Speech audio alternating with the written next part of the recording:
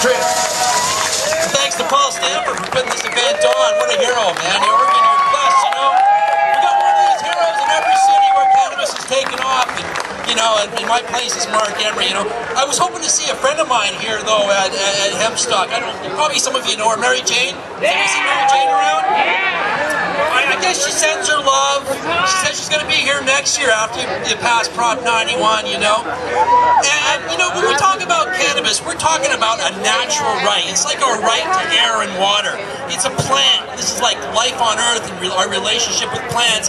And when we talk about a plant like cannabis, we're talking about a plant that we have had a relationship with for tens of thousands of years. Current archaeological evidence of discoveries of hemp cloth go back only like 12,000 years, which is considerably far in history. But the tools used for the degradation of hemp, the breaking up of the fibers for hemp cloth from the hemp stalk, they go back 25,000 years. Can you imagine that? 25,000 years.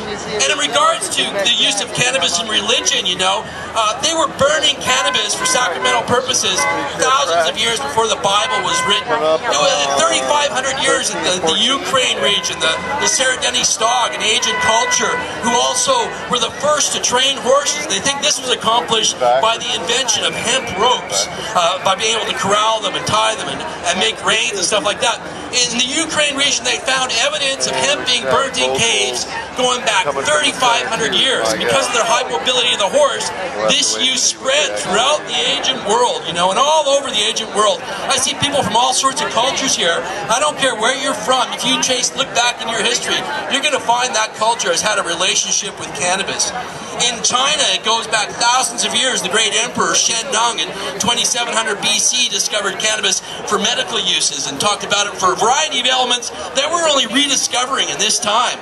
And Taoist priests would use cannabis for mystical purposes. There's a 2,500-year-old quatrain. First a yin, then a yang. No one knows what I do. Jade buds of holy hemp for the one that lives apart. It's kind of like life has its ups and downs, but cannabis keeps me rolling on through, steady and clean, you know.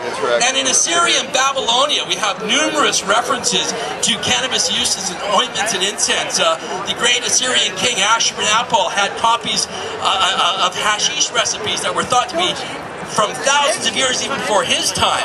And this was an important temple incense. It was also used in topical ointments to open one's ear for God in the Assyrian literature. And this is interesting because there are these Hebrew references that a number of scholars are pointing to.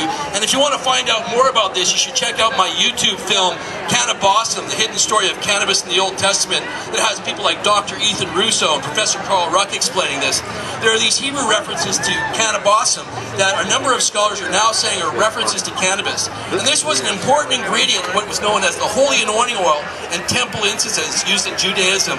And in the references, Moses, who first speaks to the Lord in flames of fire from within a burning bush, is commanded to make this holy anointing oil with about 9 pounds of this cannabosum mixed with myrrh, cinnamon, and cassia, and put into a holy anointing oil. And he would place some of this oil on the altar of incense, kind of like how people dab nowadays, and he would speak to the Lord in the pillar of smoke, and he'd question, and the answers would come back to him, you know. And so this is a radical revision of what was taking place, you know, plant-based shamanism in the Bible and other religions.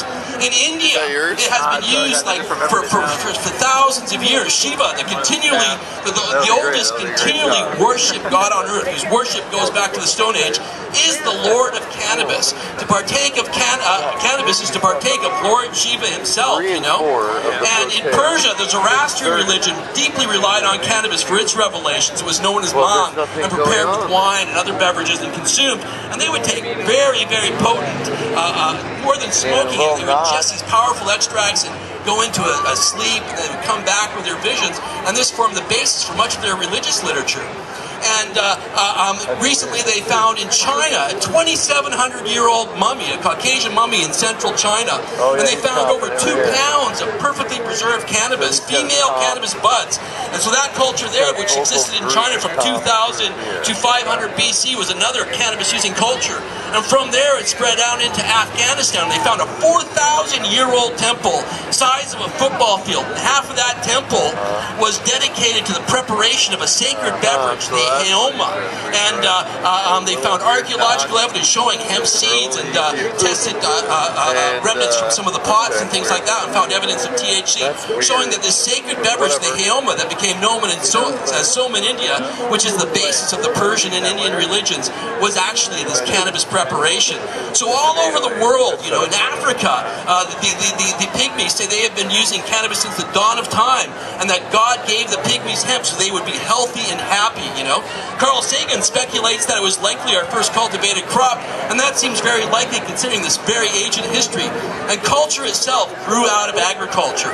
So as we've cultivated this plant through history, it's cultivated us, you know. And I've been talking about religions and stuff like that, but I want you to know that there's more healing power in this plant than any church, synagogue, temple, mosque, anything like that, any book or anything like that. There's more actual healing power in this plant. And there's more community power in this plant as well than any governments that put us in jail for using it. And you know, when you think about it, when we were hungry, with the protein of its seed, this plant fed us with the rich omega oils. When we were naked, with the fibers of its cloth, cannabis being the first woven cloth, this plant dressed us. When it came time to see the world, this plant provided the sails for the ships and the caulking for the boats. When it came time to write down what we'd seen, it provided the paper for doing it, you know. And when our child was shaken from epilepsy, when our parents were going blind from glaucoma and dying from cancer, it provided the medicine to heal us. And this plant, we can heal our planet with hemp fuel, hemp paper instead of cutting down our forests.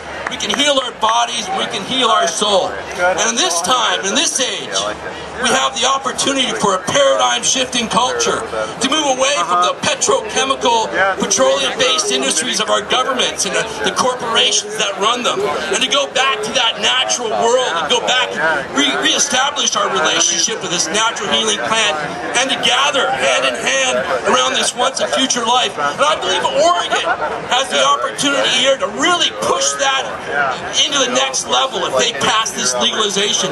Legalization in the United States will be unstoppable if you pass this law. So you got to do whatever you can do, and you got to get everybody you know to register and vote and make this thing happen. God bless y'all. And pray for the tree life.